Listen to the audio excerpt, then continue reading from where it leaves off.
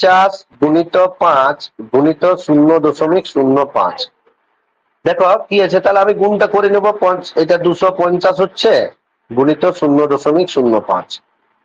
তাহলে এটা গুণ করলে হয়ে যাচ্ছে তোমাদের, আমি যদি এখানে গুণটাও করি 250-এর সঙ্গে 0.05 যদি গুণ করি, গুণ হয়ে যাবে 0, 5 × 5 = 25, 5 5 × 10, 2 × 12।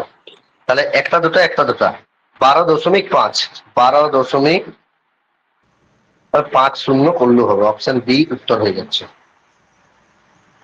খুব সুন্দর। এবং গুণের একটা সরল দেওয়া ছিল, আশা করি সবাই বুঝতে পেরে গেছো। একটা ভগ্নাংশের সরল আছে, তাহলে দেখা যাক, করা যাক। 3/2, আগে ভাগের কাজ বলেছি, উল্টে যাবে 2/3 হয়ে গেল, গুণিত 2 যোগ 3/2, 2 দিয়ে কেটে গেল, 3 3 কেটে গেল। তাহলে এখানে হয়ে গেল 1 গুণিত 2 যোগ 3/2।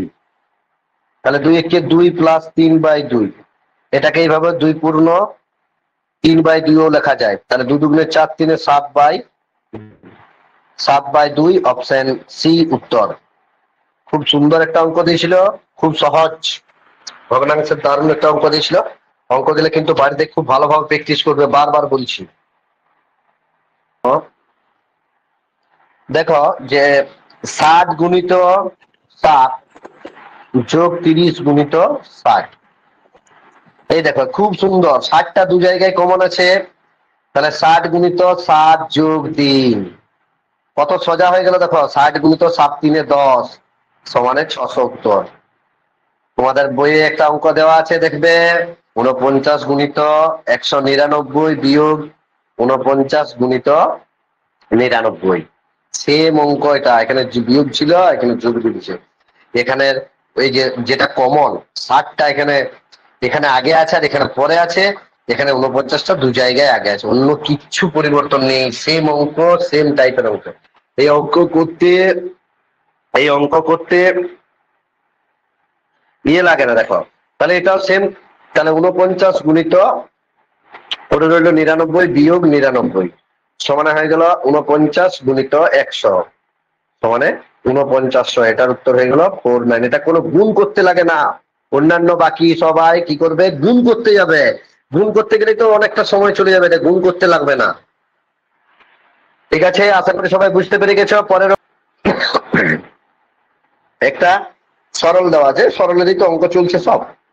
6 বিয়োগ তৃতীয় বন্ধনী শুরু, 5 যোগ 3 বিয়োগ প্রথম বন্ধনী শুরু, 5 বিয়োগ 2 প্রথম বন্ধনী শেষ, বিয়োগ 5।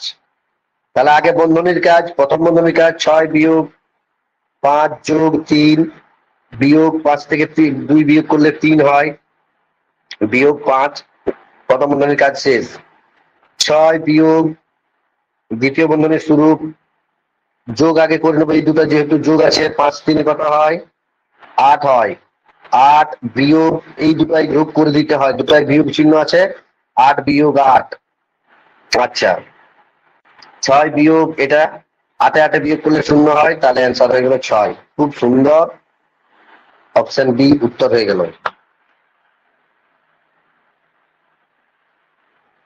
এখানে মনে রাখবে, তুমি যদি এখানে আমি একটা লাইন করে দিচ্ছি, 6 বিয়োগ দ্বিতীয় বন্ধনী শুরু 5 3, এটা হচ্ছে তো 8, এটা 8 লিখে দিলাম। এটা বিয়োগটাকে যদি কমন নিই তাহলে 3 যোগ 5 হয়ে যায়। এটা লাইনটা মাঝখানে করে দিলাম। ঠিক আছে, আশা করি সবাই বুঝতে পেরে গেছো। দেখো আজকের শেষ অঙ্ক 10 নম্বর অঙ্ক কি আছে, ভগ্নাংশের একটা সরল আছে। তাহলে দ্বিতীয় বন্ধনী শুরু, প্রথম বন্ধনী আছে 1/2 ভাজিতটাকে আমি একবারে ডাইরেক্ট গুণিত করব, 3/2 হয়ে গেল। প্রথম বন্ধনী শেষ যোগ 1 তৃতীয় বন্ধনী শেষ।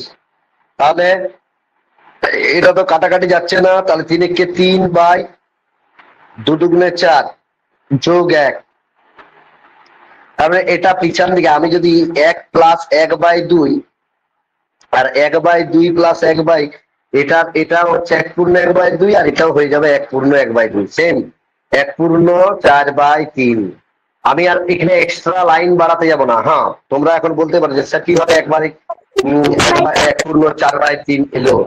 তাহলে দেখো এটা তুমি লসাগু করতে হবে, এখানে আমি এক্সট্রা ভাবে করে দিচ্ছি এখানটায়, এটাই অ্যান্সার হয়ে গেছে এখানে। আচ্ছা এখানে লসাগু হয়ে যাবে 4, 3 প্লাস 4, 4 3 হয়ে যাচ্ছে 7/4। এটাকে ভাগ করো, আরো কত লাইন বাড়লো, একটা দুটো লাইন, এটাকে আবার ভাগ করতে হবে, 4 কে 4, 4 3 7। স্যার অপশন এটা নেই, অপশন আছে 1/3/4। আচ্ছা ঠিক আছে, ঠিক আছে, কোনো অসুবিধা নেই, অসুবিধার কিছু নেই। তো অপশনে ভুল হয়তো থাকতেই পারে। 1/3/4 হবে স্যার। স্যার হ্যাঁ স্যার 1/3/4 হবে। সরি, এটা 3/4। 1/3/4 তো হচ্ছে, এখানে আমার লেখাটা ভুল হয়ে গেছে। হ্যাঁ, এইখানে লেখাটা 4টা নিচে হবে, 1/3/4 হবে। অপশন ডি এই উত্তর আর কি।